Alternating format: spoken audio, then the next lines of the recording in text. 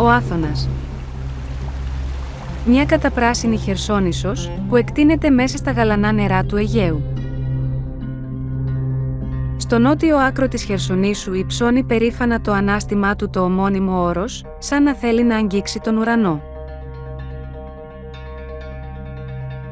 Αυτόν τον επίγειο παράδεισο ζήτησε από τον Υιό της η Παναγία να τον κάνει δικό της, το περιβόλι της. Ώστε να γίνει ένας όρμος για τις φιλόθεες ψυχές που ποθούν τον αληθινό προορισμό τους. Να γίνουν κατά χάριν Υιοί του Θεού. Μέσα στη μακραίωνη ιστορία της, η μοναστική πολιτεία του Άθωνα ανέδειξε πλήθη Αγίων Ανδρών που ως ολόφωτοι αστέρες λαμπρύνουν το νοητό στερέωμα της Εκκλησίας και σαν μυρίπνοα άνθη ευωδιάζουν την οικουμένη.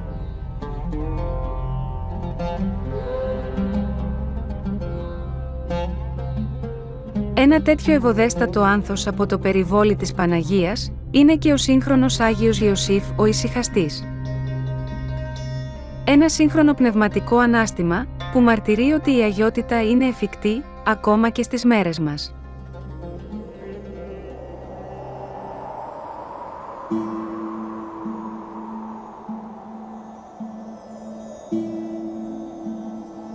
Ο Όσιος Ιωσήφ, κατά κόσμον Φραγκίσκος Σκότης, γεννήθηκε στις Λεύκες της νήσου Πάρου, στις 2 Νοεμβρίου του 1897.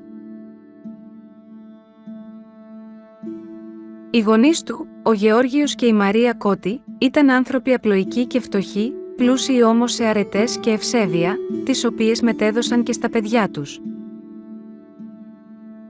Ο Φραγκίσκος γνώρισε νωρίς τον ανθρώπινο πόνο, όταν σε ηλικία 10 χρόνων έχασε τον πατέρα του.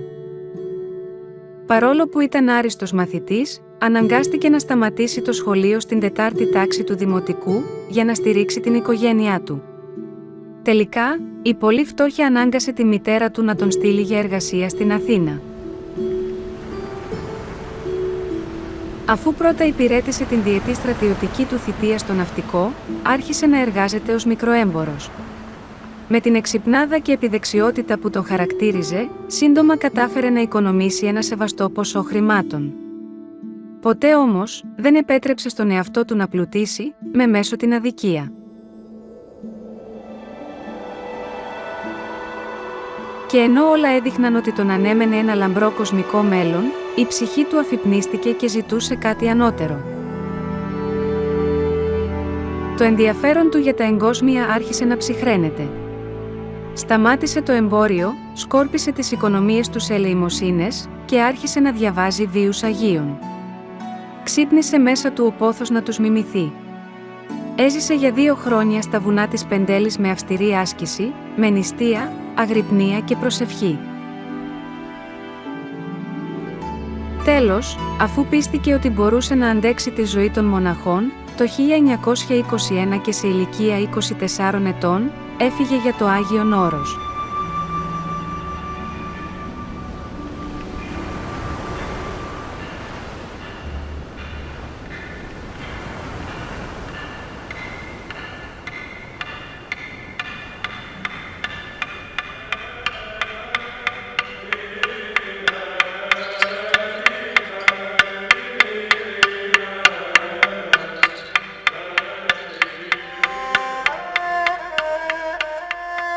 Στο Άγιον Όρος εκείνη την εποχή, ζούσαν περίπου 5.000 μοναχοί. Εν τούτοις, η μακραίωνη ησυχαστική παράδοση και η εξάσκηση της νοεράς προσευχής ήταν γενικά παραμελημένες. Οι πλήστοι μοναχοί αρκούνταν στις εκκλησιαστικές ακολουθίες και έδιναν ιδιαίτερη βαρύτητα στο εργόχειρο. Με πολύ πόνο ψυχής ο Φραγκίσκος άρχισε την αναζήτηση έμπειρου πνευματικού οδηγού. Χωρίς να αποθαρρυνθεί και φλεγόμενος από θεϊκό ζήλο, κατέφυγε στα ερημικότερα μέρη του Άθωνα, όπου ήλπιζε ότι θα έβρισκε πνευματικό χειραγωγό. Γνώρισε στα κατουνάκια τον ψακουστό γέροντα Δανιήλ, ο οποίος διακρίνοντας τον ένθερμο πόθο του Φραγκίσκου για άσκηση, έκρινε ότι εξ αρχής θα ευδοκιμούσε καλύτερα στην ησυχαστική ζωή. Τον συμβούλευσε ότι είναι ασφαλέστερο να βρει έναν συνασκητή και να συγκατοικήσει μαζί του.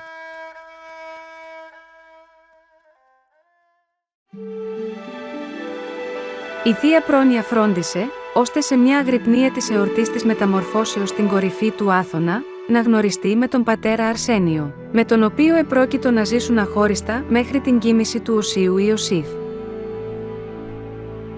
Ο πατήρ Αρσένιος ήταν πόντιος στην καταγωγή, απλοϊκός και πολύ ταπεινόφρον.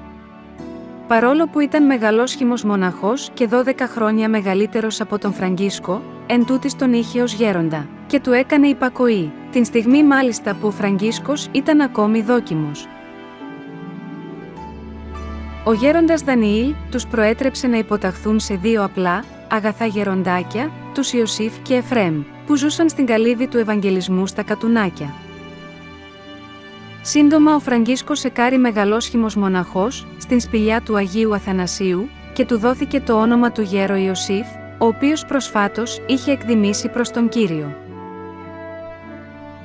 Ο Όσιος Ιωσήφ ασκήτευσε στα Κατουνάκια μαζί με τον πατέρα Αρσένιο 7 χρόνια. Παρόλους τους πειρασμούς που δοκίμαζε, ήταν μια ευλογημένη περίοδος για το γέροντα. Οι διάφορες όμως μέριμνες, οι αγκαρίες, το εργόχειρο της βαρελοποιίας, μαζί με άλλες ενοχλήσεις, συχνά χαλούσαν το ησυχαστικό πρόγραμμα του γέροντος Ιωσήφ. Με σύμφωνη γνώμη άλλαξαν τόπο διαμονής και εγκαταστάθηκαν σε ένα πιο ήσυχο και απόμερο τόπο. Την σκήτη του Αγίου Βασιλείου. Τόπος έρημος και δύσβατος. Με πολλές δυσκολίες, λόγω έλλειψης και των πλέον αναγκαίων υλικών, έκτισαν ένα εκκλησάκι, που το αφιέρωσαν στον τίμιο πρόδρομο, και μερικά μικρά κελάκια για τους εαυτούς τους. Στον Άγιο Βασίλειο ο γέροντας Εφραίμ έζησε μόνο 1 έτος. Εκεί τον έθαψαν, αφού πρώτα πήραν την ευχή και την ευλογία του. Από τον καιρό της εγκαταβίωσής του στο Άγιον Όρος, η πνευματική πορεία του γέροντος Ιωσήφ ήταν πραγματικά εκπληκτική. Έλαβε από την Παναγία το μεγάλο χάρισμα της αδιάλειπτης καρδιακής προσευχής και ο νους του γεύθηκε ουράνιες θεωρίες. Ο Θεός τον αξίωσε σε μικρό χρονικό διάστημα την χάρη των τελείων ασκητών. Έπρεπε όμως να περάσει και από το καμίνι των πειρασμών για να δοκιμαστεί η προαίρεσή του και να αποκτήσει πνευματική πείρα.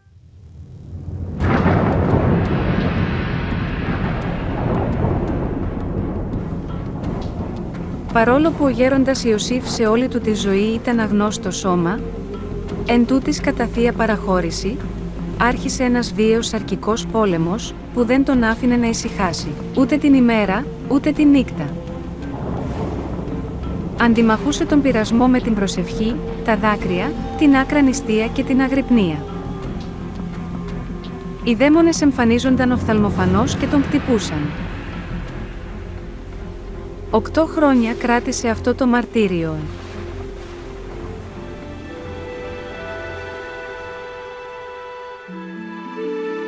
Με το τέλος του πειρασμού, ο γέροντας Ιωσήφ, σε ηλικία μόλις 32 ετών, είχε λάβει από τον Θεό το χάρισμα της σοφροσύνης και της τελείας αγνότητας.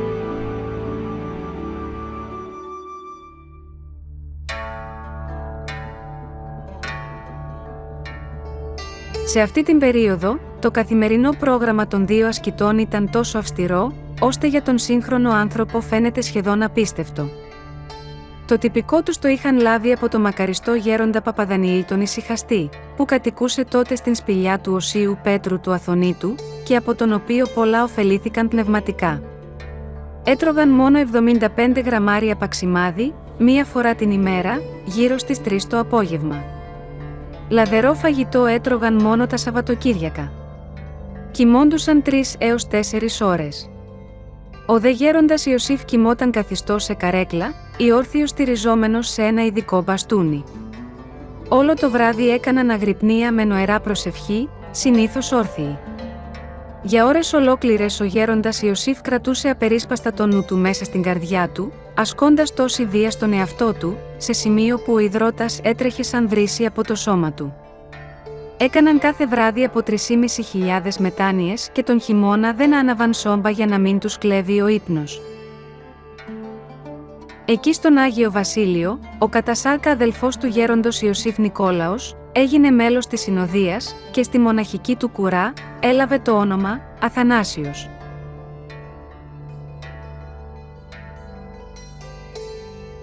Η φήμη του γέροντα ως νηπτικού και διακριτικού οδηγού δεν άργησε να εξαπλωθεί. Πολλοί τον επισκέπτονταν για πνευματική καθοδήγηση και αρκετοί ήθελαν να μονάσουν μαζί του. Δεν άντεχαν όμως και έφευγαν, διότι ο γέροντας Ιωσήφ ήταν πολύ αυστηρός όσον αφορούσε στην τήρηση του ασκητικού προγράμματος. Οι συχνές επισκέψεις τους στερούσαν την απαραίτητη ησυχία και ηρεμία που απαιτεί η εξάσκηση της νοεράς προσευχής. Για αυτό τον λόγο, τον Ιανουάριο του 1938, έφυγαν από την σκήτη του Αγίου Βασιλείου. Κατέληξαν στη μικρά Αγία Άννα, η οποία βρίσκεται στην νοτιοδυτική πλευρά του Άθωνα. Σε μία απόμερη και ήσυχη περιοχή, όπως ποθούσαν, έκτισαν μέσα σε 2 σπηλιές τις καλύβες τους και το εκκλησάκι, το οποίο αφιέρωσαν και πάλι στον τίμιο πρόδρομο. Η ζωή στη μικρά Αγία Άννα ήταν σκληρή και απαραμύθιτη, αλλά ο γέροντας αναπαύθηκε με τον τόπο, διότι βρήκε την πολυπόθητη του ησυχία. Στην αρχή, οι δαίμονες πολέμησαν τον γέροντα πολύ σκληρά για να τον αναγκάσουν να φύγει. Αφού απέτυχαν του σκοπού τους, έστρεψαν τους ανθρώπους εναντίον του. Επειδή ο γέροντας Ιωσήφ ήθελε να αποφεύγει τον περισπασμό και την αργολογία, δεν δεχόταν επισκέπτες παρά μόνο για 2 έως 3 ώρες το πρωί. Με αφορμή αυτό το γεγονός άρχισαν μερικοί, παρασυρμένοι από το πάθος του φθόνου, να τον συκοφαντούν ως πλανεμένο, συκοφαντία την οποία δυστυχώς πίστευσαν και άλλοι πολύ καλοπροαίρετοι μοναχοί. Ο γέροντας Ιωσήφ στράτευσε ενάντια στην συκοφαντία την προσευχή, την σιωπή και την ανεξικακία. Η κυρίαρχος μονή, στην οποία η καλύβα του ανήκε, είχε αποφασίσει να τον διώξει. Τελικά η Παναγία απέτρεψε την έξωση του γέροντα. Κατά την επώδυνη αυτή δοκιμασία ο γέροντας βίωσε μεγάλη αντίληψη και παρηγοριά από τον Θεό και την Παναγία. Παρέμεινε όμως στιγματισμένος ως πλανεμένος για το υπόλοιπο της ζωής του. Το καλοκαίρι του 1947 επισκέφθηκε τον γέροντα ένας νεαρός Κύπριος μοναχός από την Μονή του Σταυροβουνίου, ο τότε πατήρ Σοφρόνιος και μετέπειτα πατήρ Ιωσήφ. Ο γέροντας προσευχήθηκε και πήρε πληροφορία από τον Θεό να τον δεχθεί. Ήταν ο πρώτος από τους 3 υποτακτικούς που παρέμειναν μόνιμα κοντά του. Όταν ήρθα στον Άθωνα, έψαχνα παντού να βρω πού υπάρχει κάποιος ενάρετος, ασκητής Άγιος, να μάθω από αυτόν πρακτικά. Για τούτο ήρθα εδώ. Και έμαθα ότι στα σπήλαια μακριά υπάρχουν ασκητές και εκεί θα βρεις κάποιον από αυτούς που γυρεύεις. Λοιπόν, πήγα στα σπήλαια εκεί και συνήντησα ένα γέροντα. Μόλις το συνήντησα τον γέροντα αυτό, μόλις με είδε, αμέσως μου είπε το όνομα μου. Μου είπε το χωριό μου, μου είπε την καταγωγή μου είπε τι σκέπτομαι, μου είπε τι θα πάθω. Α, λέω, καλά έκανα που ήρθα εδώ λοιπόν. Αλήθεια είναι λοιπόν τι εδώ είναι ο αγιασμός. Λοιπόν, σε παρακαλώ, δεν με αφήνετε να μείνω μαζί σου, του λέω. Κάθισε. Έμενα μαζί του. Ουδέποτε με έφυγε να τον ρωτήσω κάτι. Ήξερε ό,τι σκέφτομαι. Οτιδήποτε ήθελα, σκεφτώ το ήξερε. Και μου έλεγε αυτός.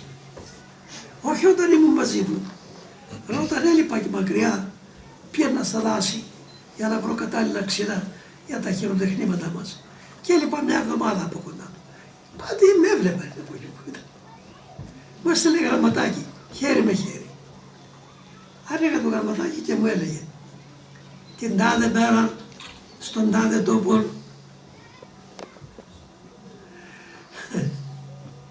στον τάδε τρόπο συνείδησας 2-3 πρόσωπα και βλαστήμησαν τον Θεό και ταράχθηκες. Με έβλεπε μαχή που είμαι και τι παθαίνω. Μετά από 1-2 μήνες, προσθέθηκε στη συνοδεία ο νεαρός Ιωάννης από τον Βόλο, ο μετέπειτα Παπαεφρέμ ο Φιλοθεήτης. Ο γέροντας Ιωσήφ είχε λάβει πληροφορία από τον τίμιο πρόδρομο να τον δεχθεί στη συνοδεία του. Έχω ζήσει κοντά στον Άγιο γέροντά μου, τον γέροντα Ιωσήφ. Ήταν μεγάλος ασκητής, με μεγάλη πνευματική κατάσταση. Ζούσε τόσο αθόρυβα, τόσο απλά, τόσο ξένος προς τον κόσμο. Εγώ τότε ήμουνα ένα νήπιο, ένας μικρός άνθρωπος ασήμαντος, ένας τυποτένιος, και με το κάλεσμα του Θεού έφυγα για το Άγιον Όρος. Ήμουν τότε 19 ετών. Δηλαδή και πήγα στην άλλη παιδεία κυρίου, στην ασκητικότητα ύστερα. Ήμουνα πάρα πολύ αδύνατο παιδάκι. Όλο καχεκτικό, με πυρετούς, με πολλά πράγματα, τα οποία συνετέλεσαν πάρα πολύ στην άσκηση εκεί, να είμαι ένα αδύνατο πλάσμα χωρίς πολλά πράγματα. Και έτσι γνώρισα αυτόν τον Άγιον άνθρωπο που ήταν σπάνιος, στην εποχή μας ήταν φαινόμενο, και με τις ευχές του αγωνίστηκα όσο μπορούσα, βέβαια με τον αδύνατο οργανισμό μου που είχα, και το θέλημα του Θεού ήταν βέβαια να γίνει αυτή η αποστολή προς το εξωτερικό, πράγμα που το πρόβλεψε ο γέροντας και μου το είπε. Είμαι και κατά φύση σιωπηλός και έτσι δεν μιλούσα καθόλου, και κάποια στιγμή μου λέει, όσο δεν μιλάς κούτσκου, μου λέει, τώρα θα μιλήσεις εν μέσω εκκλησίας, χωρίς να ξέρω ότι προφητικά του έλεγε θα βρεθώ έξω και αναγκαστικά θα μιλήσω. Τον Σεπτέμβριο του 1950 υποτάχθηκε στον γέροντα και ο κατασάρκα ανεψιός του γέροντος Αρσενίου, ο Χαράλαμπος. Πόντιος και αυτός στην καταγωγή, απλούς στον χαρακτήρα, αλλά στην άσκηση πολύ διαστής. Αργότερα, αυτός και ο πατήρ Εφρέμ χειροτονήθηκαν ιερείς για να εξυπηρετούν τις ανάγκες της αδελφότητας.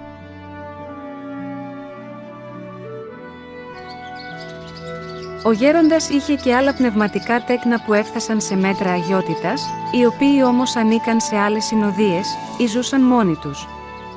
Ένας από τους μεγάλους γέροντες του 20ου αιώνα, ο Άγιος Εφρέμ ο Κατουνακιώτης, ανήκε στη συνοδεία του Παπα-Νικηφόρου στα Κατουνάκια, αλλά στην πραγματικότητα είχε ως πνευματικό πατέρα και καθοδηγητή τον γέροντα Ιωσήφ.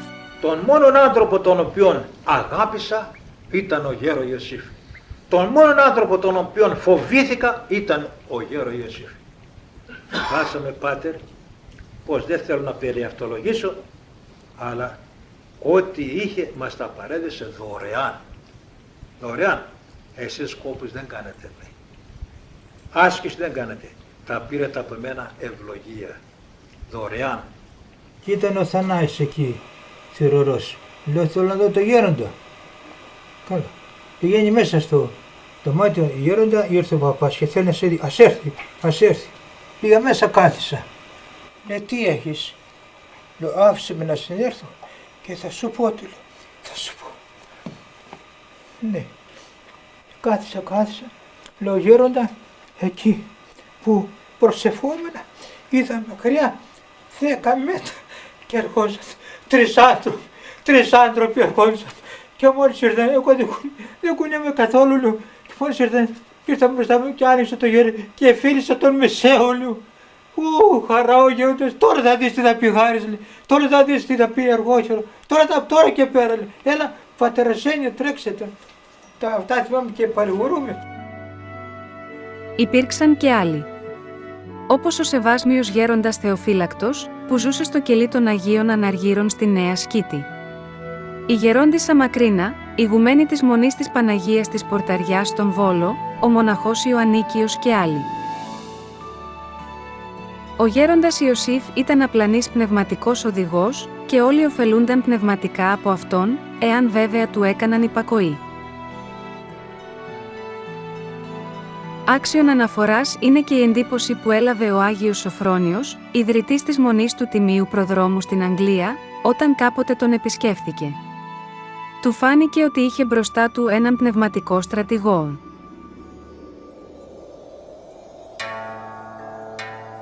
Ο γέροντας έμεινε στη μικρά Αγία Άννα για 15 χρόνια.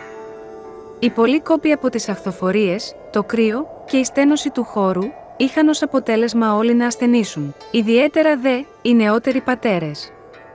Μετά από πολλή προσευχή, ο γέροντας αποφάσισε να μετακομίσουν χαμηλότερα, στη Νέα Σκήτη. Αυτό έγινε το 1953. Η Καλύβη του Ευαγγελισμού θα ήταν και η τελευταία επίγεια κατοικία του γέροντα. Επειδή η νέα σκήτη βρίσκεται κοντά στην θάλασσα, μειώθηκαν πολύ οι αχθοφορίες. Και σε συνδυασμό με το υπιότερο κλίμα, όλοι οι πατέρες της συνοδείας ανάρρωσαν, εκτός από τον γέροντα. Οι σκληροί αγώνες και η αυστηρή άσκηση με την οποία έζησε, έκαναν το σώμα του ευάλωτο στις ασθένειες. Ο γέροντας δεχόταν τις ασθένειες με χαρά, διότι ήθελε να φύγει από αυτόν τον κόσμο και να είναι αιώνια με τον Χριστό. Είχε φτάσει σε τέτοια καθαρότητα συνειδήσεως, που εκλιπαρούσε τον Θεό να τον πάρει, να αναπαυθεί από τους πολλούς αγώνες. Τελικά, ο Θεός δέχτηκε τις προσευχές του.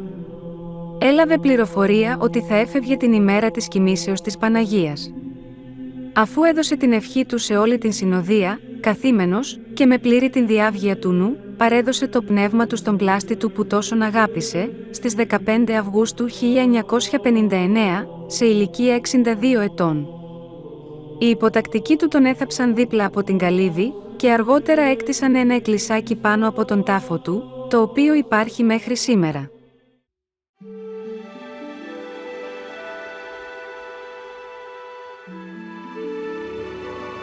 Ο Όσιος Ιωσήφ προείπε ότι μετά την κοίμησή του, θα έστελνε πολύ χάρη και ευλογία στους υποτακτικούς του και στις συνοδείες τους. Προέβλεψε ότι τα καλογέρια του θα γέμιζαν το Άγιον Όρος με μοναχούς. Ένας γνωστός του γέροντα. Και είπα εμείς καθόμαστε εκεί εκείνη την ώρα, ντροπαλά. Λέει γέρο Ιωσήφ, τούτα και τα καλογεράκια δικά του. Με διάσε ο γέροντας. Του λέει τα βλέπεις αυτά τα καλογεράκια, θα γεμίσουν το Άγιον Όρος. Η προφητεία του επαληθεύθηκε στο έπακρον και φανερώθηκε η μεγάλη παρησία που έχει ο Άγιος Ιωσήφ προς τον Θεό. Η συνοδεία του γέροντος Ιωσήφ του Κυπρίου επάνδρωσε τη μονή του Βατοπεδίου. Ο Μητροπολίτης Αθανάσιος, ο οποίος υπήρξε υποτακτικός του γέροντα Ιωσήφ του Βατοπεδινού, ανασύστησε και στελέχωσε την μονή Μαχερά και άλλα 6 ανδρώα και γυναικεία μοναστήρια στην Κύπρο. Ο γέροντας Εφρέμ έγινε ηγούμενος της μονής Φιλοθέου και πνευματικά του τέκνα επάνδρωσαν τις μονές Καρακάλου, Κωνσταμονίτου και Ξηροποτάμου του Αγίου Όρους. Ήταν επίσης πνευματικός πατέρας και ιδρυτής αρκετών γυναικείων μονών στην Ελλάδα και 18 μονών στην Αμερική. Ο γέροντας Χαράλαμπος έγινε ηγούμενος της μονής Διονυσίου στο Άγιον Όρος. Όλα τα ανωτέρω μοναστήρια λειτουργούν σύμφωνα με τη μακραίωνη κοινοβιακή και ησυχαστική πατερική παράδοση. Η ευλογία του αημνίστου γέροντος Ιωσήφ δεν επεκτείνεται μόνο σε μοναχούς, αλλά και σε λαϊκούς. Δεκάδες χιλιάδες λαϊκών βρίσκουν πνευματικό καταφύγιο και στήριξη στα ανωτέρω μοναστήρια, αλλά και πολλή παρηγορία λαμβάνουν διαβάζοντας τα συγγράμματα και τον βίο του, που κυκλοφορούν σε χιλιάδες αντίτυπα σε όλο τον Ορθόδοξο κόσμο.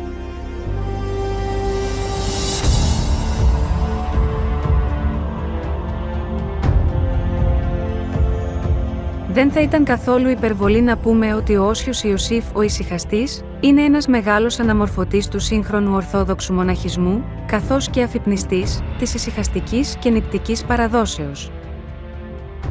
Έδωσε όλον τον εαυτό του στον Θεό και έλαβε τα πάντα από Αυτόν.